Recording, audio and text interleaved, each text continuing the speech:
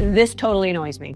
And I'm doing this video to kill two birds with one stone. The first one being that I'm hiring quite a bit of people on my team this year, and I'm going to talk about things on this video that I never want to have a conversation with anybody on my team about. I mean, this is going to be my expectation. I'm going to make them watch this over and over and over again so I drill it into their brains. I mean, this is how important this video is. And the second reason why I'm doing this video is a lot of you are reaching out and asking me these questions. You're either thinking of purchasing a home or selling a home, and I want you to watch this video so you can look out for red flags with the agents that you're interviewing to represent you. This one drives me absolutely crazy because I literally deal with it every single day.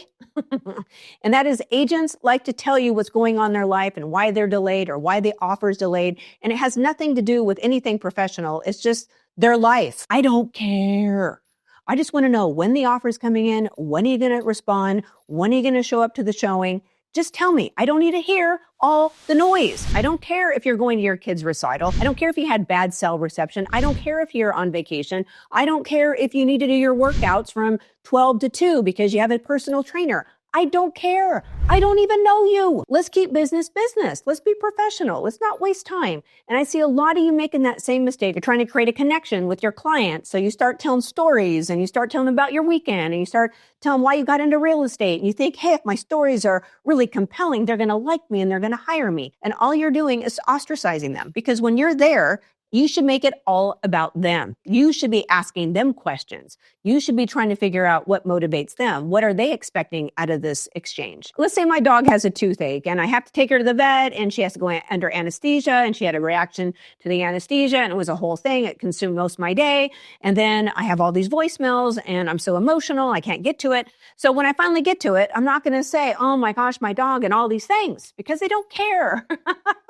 They don't care. I mean, I'm sure a lot of you are like, oh, we do, but not really. Not when you're selling your house and your whole family is going through a thing and you don't know if you're going to be displaced or if you're getting an offer or what you should do. They don't care about your personal life. So I would just respond and say, hey, listen, I appreciate your patience, had a family emergency. These are the things I want to communicate to you right now. And then whatever it is, right? But I don't need to make it all about me. So home sellers and home buyers, if you're interviewing agents right now and all they're doing is talking about themselves and they're not truly asking you the questions that they think that you should be asking them, this is a red flag, because the entire process is going to be just that. It's all going to be about them. And when you want to have answers to some of your questions, they're going to come up with excuses. I literally have been interviewing agents and other people for my team. And when I see that the focus is always on them and they're making excuses, why this, why that? And in all of my interviews, I always give a question where they could make an excuse, and I always watch it very carefully. So when you're interviewing these agents, make sure that their primary focus is on you, not on them.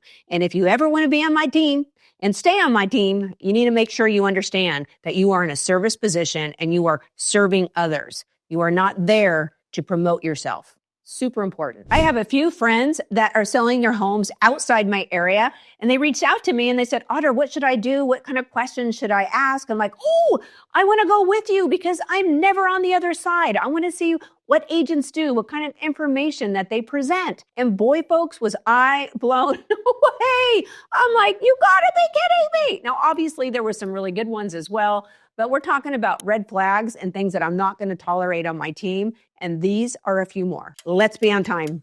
Punctual. Let's be punctual. Way back when, one of my mentors told me, Audra, if you're ever late, what you're doing is you're telling the other side they're not as important as yourself. I guarantee you, if I told you you had to be here tomorrow at 2 p.m., and if you were on time at 2 p.m., you get $1 million, you may not even leave the premises because that $2 million was so important to you. So remember, if you're running late, it's always because it's about you. And if you are late, good idea to communicate to the other side that you're running late. And don't make excuses. No one loves excuses. You just call them up and you say, hey, appreciate your patience. I'm running about 5 minutes late. Really sorry. I'm getting there as soon as I can. Now, a special little tip that I'll give agents or just any one of you out there is if you have an appointment, let's say at 2 p.m., maybe you say something like this. Hey, I'm going to show up between 2 and 2:20. And the reason for that is I have a bunch of showings previous to our appointment, and I never can gauge how long a buyer is going to be at that appointment, whatever it may be. But if you give kind of a window, then it creates a little less stress for you, at least for me, because I get really stressed out when I'm late. Like it gives me a great deal of anxiety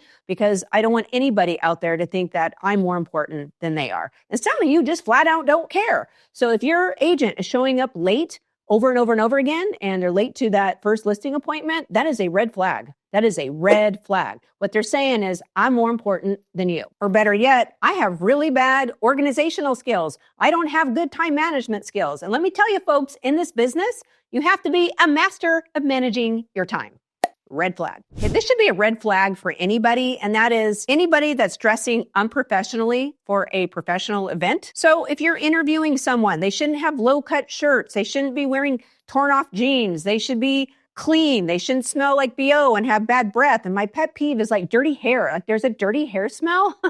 Like if you don't even care enough to wash your hair or have clean hygiene to a presentation, this should be a red flag. I don't care how nice you are. Everyone on my team is required to dress a certain way. We don't show inappropriate skin. We don't show up at an appointment like, hey, look at me, aren't I cute? This is about serving others. Our dress should be understated. It should be something where people aren't drawn to our outfits. Like, oh my gosh, look how attractive you are. It looks like you just came from a nightclub, or they shouldn't be looking like they just came from the beach. Okay. There is a certain level of professionalism that you should have in an agent. Now, I know a lot of you live out in the country and you're like, well, we don't dress like that. Okay. Well, they shouldn't be showing up with dirty hair and just dirty, right? Like they need to care enough about themselves, because if they're willing to care about themselves, they're going to care about you too. It's called attention to detail. Let's talk cars. None of my agents should ever pull up to a client's property and park on their driveway. That is presumptuous. It's disrespectful.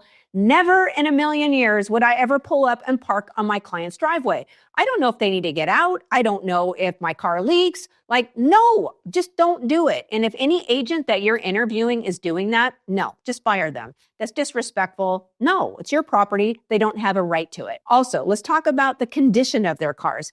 Now, you don't have to have the fanciest car in town. However, you should have a clean car that's ready to go. If you have a buyer that's going to jump in there, there shouldn't be McDonald's French fries and look like you're living out of the car. If you are looking to sell your home, or if you're looking to buy a home, we do have a list of interview questions for the listing agent and the buyer's agent. We'll link it down below. It's in our resource guide. And also, if you don't have any agents and you want to interview a few agents to make sure you're selecting the right one, we do have a referral network. I'll link it right here, and I will link it down below. We've been able to successfully place over 200 agents across the nation, across the globe.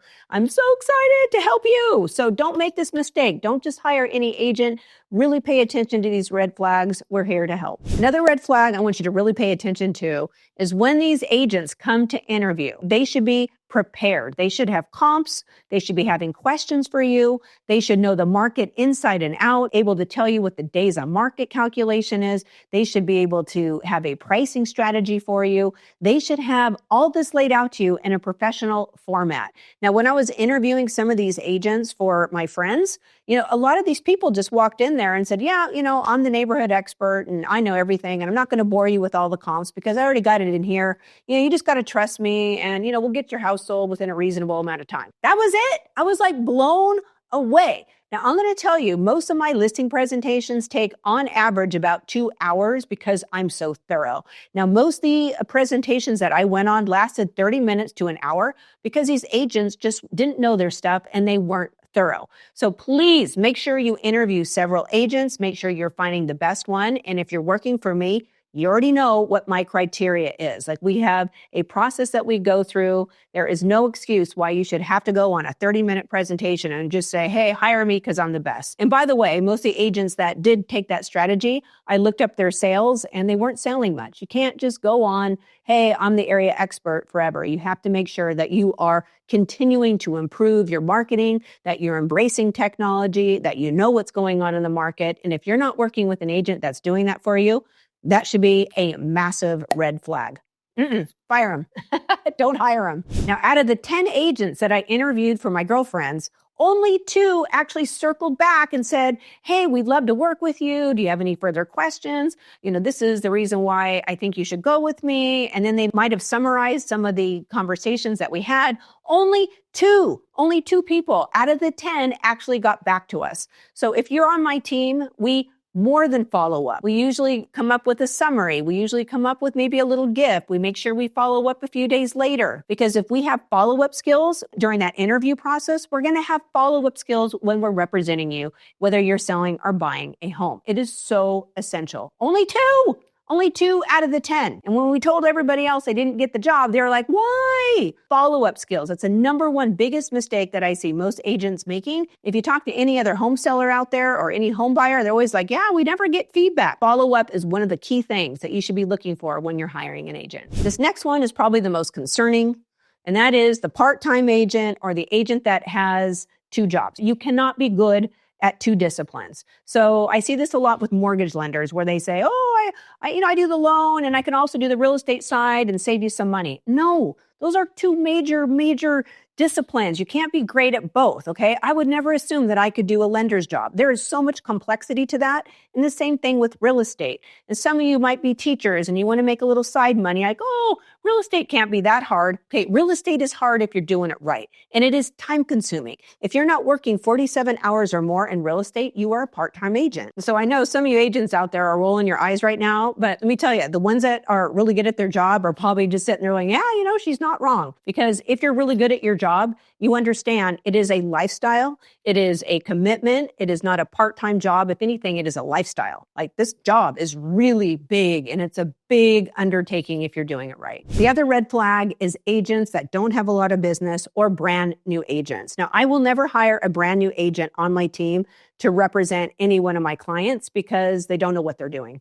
And I know a lot of you are like really hurt when I say that. And you're like, well, I'm a really hard worker. Listen, I don't care how hard you work. It's like getting brain surgery. I mean, you would never go give your uncle brain surgery because you're a hard worker. You have to have skills. And I'm not saying you can't be a really good brain surgeon someday or a really good real estate agent, but you have to get your licks in. You got to learn from somebody. I would recommend going on a team, watching a lot of videos, shadowing a lot of people. But understand, there's like a 2-year, we'll just say, curve that you're just feeling like you're not doing anything right. And you have to see if you're going to make it through that. So a lot of you are hiring these brand new agents because you want to help them out. And, oh, your uncle's, sister's brother just got in the real estate business. And by the way, every broker teaches these brand new agents to go, pillage off there and beg their families and friends for business because they know they're going to get 1 or 2. So what the heck, let's hire some of these newer agents. Just understand that you're putting your very big asset at risk because they don't know what they're doing. Now, for you new agents out there, I just suggest you go to as many trainings as you can and try to get mentored under the best people you can find that's willing to help you. I just don't have time for it, not trying to put you down. And I honestly don't want to take on the risk. And anybody that's interviewing agents for their own listing or their own buying side, I mean, why would you want to take that risk as well?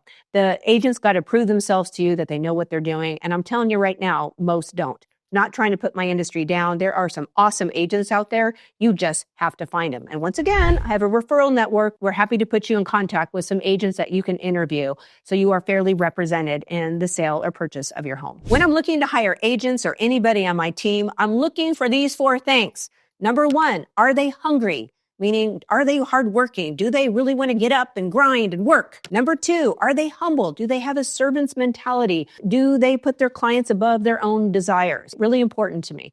Number 3 is, are they coachable? Can they pivot? Are they stuck in their rut? Are they able to approach the market differently? Are they able to do things differently? Are they just set in their ways? And lastly, are they smart? Are they intelligent? Are they keeping up with trainings? Do they understand what's going on in the market? And you know right away whether or not somebody has a high IQ or not. If they're leaning more on their personality and kind of dressing a little sloppy and aren't really intelligent, that should be a red flag for you. So when I'm hiring anybody on my team, those are the 4 things that I'm really looking for, and I want you to look for that as well. Thank you so much for watching this video, and please comment down below, what are other red flags that you've experienced when you're listing your house or interviewing other agents? I'd love to hear it, and everybody can learn from your comments down below. Have a great day, and I will see you in the next video.